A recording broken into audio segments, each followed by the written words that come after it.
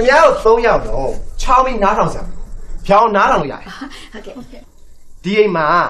ကျွန်တော်ကအိမ်တော်ဦးစီးအိမ်တော်ဦးစီးဆိုတာကတိမ်လုံးမှာဩဇာအာဏာအရှိဆုံးအဲ့တော့မမလေးကနေစပြီးကျမတို့တွေအကုန်လုံးကကိုလေးစကားနားထောင်တာဟုတ်တယ်နော်ဟုတ်တယ်ခင်ဗျားတော်တယ်အလို့လက်ပြမြင်းပေါ့မင်းအနေနဲ့လင်သားကိုကိုးကွယ်ရမယ်ဟုတ်တယ်လင်သားကိုကိုးကွယ်ရမှာဖြစ်လို့တက်လိုက်ဟမ်အခုလိုရနော်ဟုတ်တယ်ပြီးတော့မင်းအနေနဲ့မယားဝတ္တရား5ပါးကိုညှိရဟုတ်တယ်အဲ့မယားဝတ္တရား5ပါးဆိုတာကဟုတ်တယ်မဟုတ်လေကိုလေးကလည်းအဲ့ကိုလေးပြောရမှာလေကိုလေးကလည်းညီညာထားကြွဆုံးမနာယူလာမူကြိုစီထန်နီးလို့ကျွေတင်ထွေးအန်ရော့မယားဝတ်မချွတ်ငါဘူးလားဘုံလေးကိုလေးအဲ့မချွတ်ငါဘူးဒါမယားဝတ်တရားမဟုတ်လေအဲ့ဒါတပည့်ဝတ်ကြီးကိုလေးဟုတ်တယ်ကိုလေးအားချောက်ပြောနေမှာဟုတ်တာပဲအမင်းသိရမှာပြောပြလိုက်ရပါတယ်ဟိုမယားဝတ်တရား5ပါးစရာလေလာမူကြိုစီထန်းသီးတက်လို့မသိဘူးလေကိုလေးမယားဝတ်ကြီးကိုဘယ်လိုလုပ်သိမှာလဲသူများအေးအဲ့တော့မင်းလည်းမသိဘူးငါလည်းမသိဘူးအမင်းသိကျင်နေဆိုရင်စောက်ထမှာပဲဖတ်ဟုတ်တယ်ဒီစမ်းမရှင်ရောလင်းကျင်ဝတ်ကိုဘယ်လောက်များသိနေလို့လဲပြောစမ်းပါဟာသိတာဗောမသိဘဲနေပါမလားမင်းအောင်ဘယ်လောက်သိလို့လဲပြောစမ်းပါပြောပြပြောလိုက်လင်းကျင်ပြောလိုက်လာမူကြိုစီဘာလဲအကိုလေးမင်းမရဘူးလေမမလေးမင်းလင်းကျင်ကိုလေလင်းကျင်ပါနော်လာမူကြိုစီမဟုတ်ဆိုတော့ထန်းသီးတက်လို့ထန်းသီးတက်လို့လေနည်းလေယောက်ျားကြီးကထန်းမတက်ရတယ်လေညလုံးရင်းလုံးလာညတော်အဟောက်မှပြီးတော့ပြောခိုင်းတာတလွဲ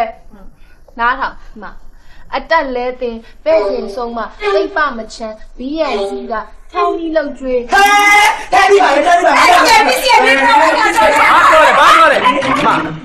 ရှုပ်နေရဆရာပေါ့မင်းလည်းအတူတူနဲ့နူနူပဲဘာမှမသိပဲနဲ့လာဖောမနေတယ်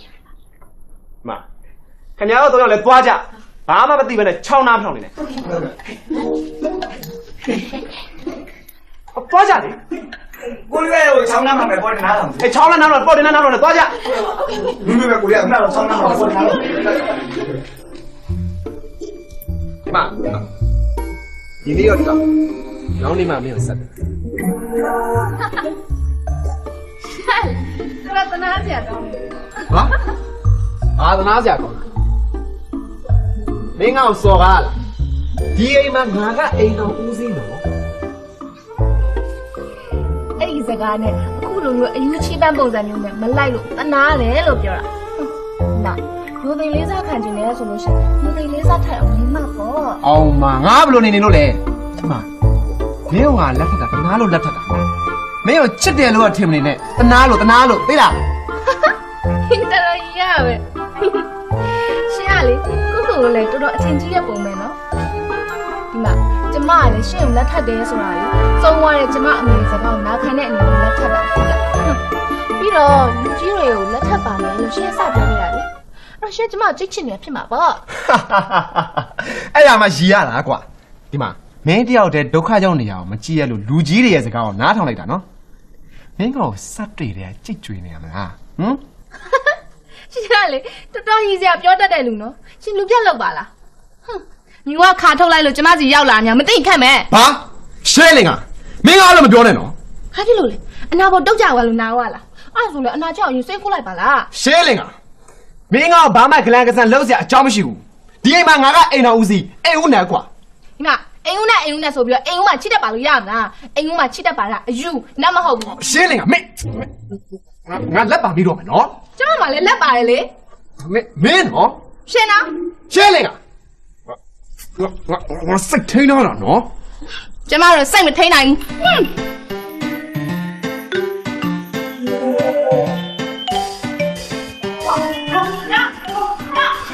ကောင်းလာလေရှင်းအောင်ပါအဲ့ခါလေကျမတို့အဲ့ခါမှာကျမစီလိုလေးနဲ့အိတ်မှာအိတ်ကြမင်းတို့မျိုးလို့ချင်းအိတ်ကြ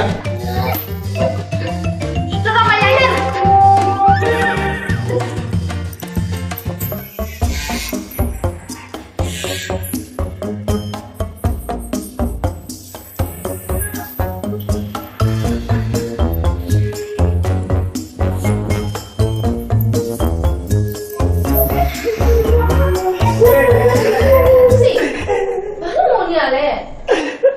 ပြောချင်တော့အမလေးမပြောချင်လို့ရမလားနေပြောမှငါဖြေရှင်းပေးလို့ရမှာပေါ့ဘာဖြစ်တာလဲပြော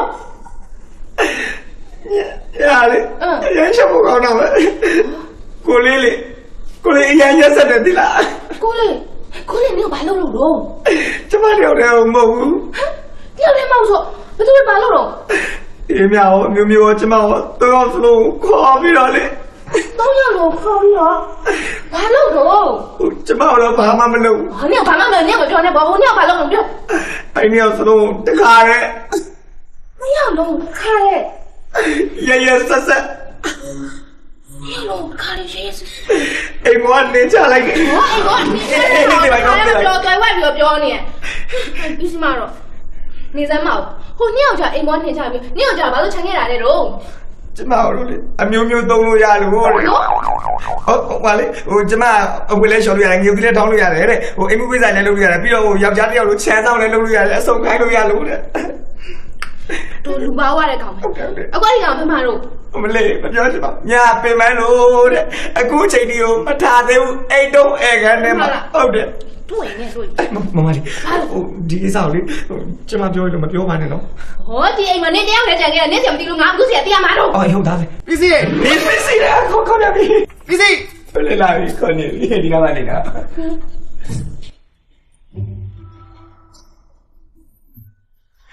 လာပါပြီကိုလေးအာကန်နု ဘာကနှုတ်ရမှာလဲယူကန် ဟုတ်ကဲ့ပြောပါကိုလေးယူကဟိုပစ္စည်းကိုလည်းပြောစရာကြီးပြောလိုက်လေအခုဘာခိုင်းအောင်မလို့လဲလို့ ထိုင်းမလို့မဟုတ်ဘူးပြောမလို့ဒီစားလားဒီနေ့ကစပြီးတော့အိမ်အလုတ်တွေကိုနင်တို့နှစ်ယောက်ခွဲလို့ရမယ်အေးညီးတန်ကြားလို့ကနင်းအောင်ပါရွာပြန်ပုတ်ပြမယ် မုံသေးဘူးလေကိုလေးဟိုနှစ်ယောက်ကိုပြန်လွှတ်လိုက်တယ်အိမ်မှာပစ္စည်းကြောက်တဲ့ရှိဘယ်သူမှခွဲလို့ရမှာလဲလို့ မပြုတ်လားနောက်ကလိုက်လာတဲ့တယောက်လေ တော်ရပြီလာ ဘာပေါ်ရကြလဲငါဘာလို့လုပ်ရမှာလဲဒီမှာရှက်ဘာသဘောနဲ့ဒီလိုလုပ်နေရလဲ ဩမင်းမညာစနိုးနဲ့မျိုးတူချင်းအိတ်ချင်တယ်ဆိုလို့ငါဒီပေါ်မှာလာအိတ်တာပါလေငါညာမင်းနဲ့လာမင်းတော့ပွားနေ ဘာရှောက်ပြောနေရလဲဒီမှာအေးများနဲ့မျိုးနဲ့တော့ပြန်ထွက်တဲ့ကိစ္စကိုပြောနေရ ဩဒါလားဩဒါကတော့ငါအိမ်တော်ဦးစီးတယောက်အနေနဲ့လုပ်တင်တော်လုပ်လိုက်တာပါပြီးစီလည်းရှိနေမှာတော့3ယောက်မလို့တော့ဘူးလေပြီးတော့မင်းလည်းအိမ်ရှင်မပြပြလက်စွမ်းပြတ်လို့ရတာပေါ့ အမကျမကိုခိုင်းစားခြင်းတယ်ဗောဟုတ်လားဒီမှာကျမအလုံးနဲ့အကိုင်းနဲ့ရှင်းလို့ပေတင်လေးလို့အားရနေမှာမဟုတ်ဘူး ဟာငါလည်းအလုံးနဲ့အကိုင်းနဲ့ပဲလေမင်းအိမ်တော်ရှင်မအကောင်းပြီးသားချင်းအိမ်ဝတ်ကိစ္စလုပ်ရမှာပေါ့ဘိုးကျော်နေလို့ရမှာ အမကျမကိုဘောကြောနေခြင်းတယ်လို့ပြောနေလို့လားဒီမှာအေးညတို့မျိုးတို့ဆိုတာဒီအိမ်မှာနေရကြားလာပြီမိသားစုလိုဖြစ်နေတာကျမသဘောမပါဘဲနဲ့ရှင်းသဘောနဲ့ရှင်ပြန်လို့မရဘူးသူအခုချက်ချင်းသွားပြန်ခေါ် ဘာလို့ခေါ်မှာလဲအခုကြောင့်ဆိုကားထွက်လို့ရွာတော့ပြန်ရောက်နေတော့ပြီ ဟဲ့လို့လားရရလေ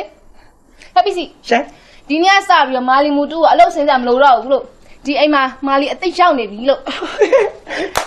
မာလီသိရောက်နေပြီတော့ဘယ်သူများလည်းမသိဘူးနော် သူရှေ့ရမယ်နင်ပေါ့ ဟုတ်လား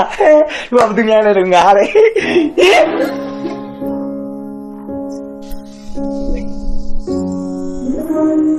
ရောက်လာလို့ရှုခအားပါလား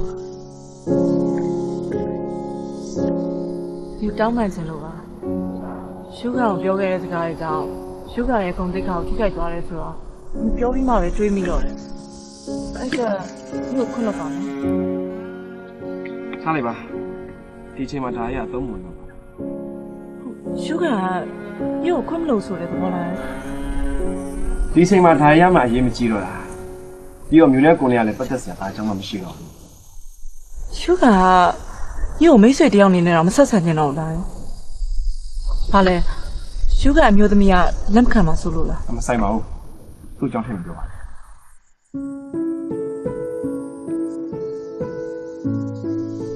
ကရှုခလုံးနှစ်ယောက်လည်းမိမလက်ပဲရှုခလုံးပွဲတော့ကြတော့ဒီမှာဘန်ကောက်သွားနေလို့ပွဲမတက်နိုင်ဘူး